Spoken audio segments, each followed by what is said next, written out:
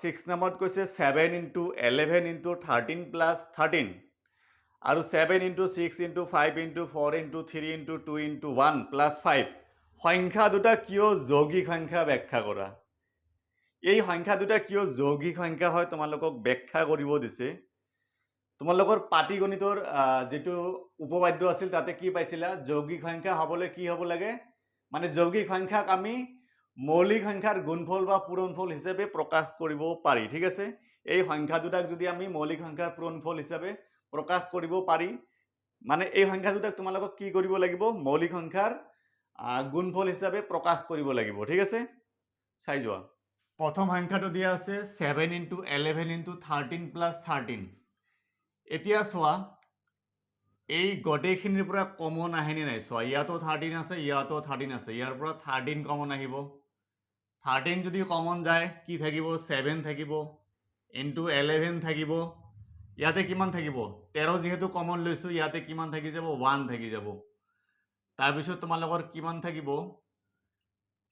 plus 1 থাকিব তোমালোকৰ এটো এতিয়া চোৱা 13 এই গটেখিনি ইয়াৰ লগত পূৰণ হৈ আছে কিমান হয় চোৱা 7 into 11 77 plus কিমান 1 কিমান হৈ যাব 78 এতিয়া 78 ক ভাঙাই দিয়া 2 এৰে 3 বাৰ 9 বাৰ 3 ৰে যাব 13 মানে 13 into তোমালোকৰ কি হ'ব 2 into 3 into 13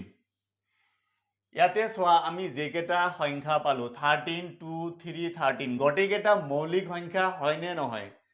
মানে ইয়াতে আমি মৌলিক সংখ্যাৰ গুণফল বা পূৰণফল হিচাপে প্ৰকাশ কৰিব পাৰিছো গতিকে আমি এটো কি লিখিম এই সংখ্যাটো এটা কি হ'ব যৌগিক সংখ্যা হ'ব মই লিখি দিছো চোৱা এনেকে লিখিবা কি আছিল সংখ্যাটো 7 into 11 into 13 plus 13 সংখ্যাটোক মৌলিক সংখ্যাৰ পূৰণফল বা গুণফল লিখিব পাৰা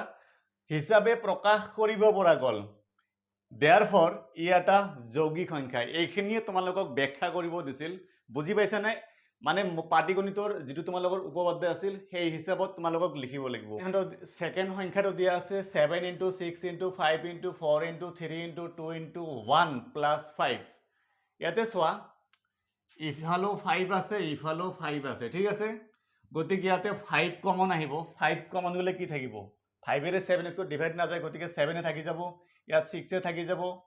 মানে ইয়াতে 5 আছে 5 এৰে 5 ক ডিভাইড কৰিলে এবাৰ যাব মানে ইয়াতে 1 আহিব n2 4 3 2 1 1 5 এৰে 5 ক ডিভাইড কৰিলে 1 ঠিক আছে 5 থাকি গল এই গটেখিনি 5 ৰ লগত পূৰণ হৈ আছে 5 into এই গটেখিনি তোমালোকে পূৰণ আৰু প্লাস কৰিলে তোমালোকে কি পাবা 1009 ইয়াতে চোৱা 5 মৌলিক সংখ্যা হয় 1009 মৌলিক সংখ্যা হয় ঠিক আছে মানে এইটো সংখ্যাক আৰু বেলেগ সংখ্যাৰে হৰণ না যায় গতিকে ইয়াতে চোৱা দুয়োটাই কি পাইছে মৌলিক সংখ্যা পাইছে আমি ইয়াতে মৌলিক সংখ্যাৰ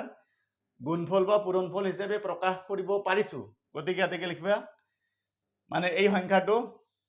সংখ্যাটো মৌলিক সংখ্যাৰ পূৰণফল হিচাপে প্ৰকাশ কৰিব পৰা গল therefore ই এটা যৌগিক সংখ্যা বুজি পালা এখিনি উঠাই লোৱা 6 নম্বৰ সলভ হৈ গল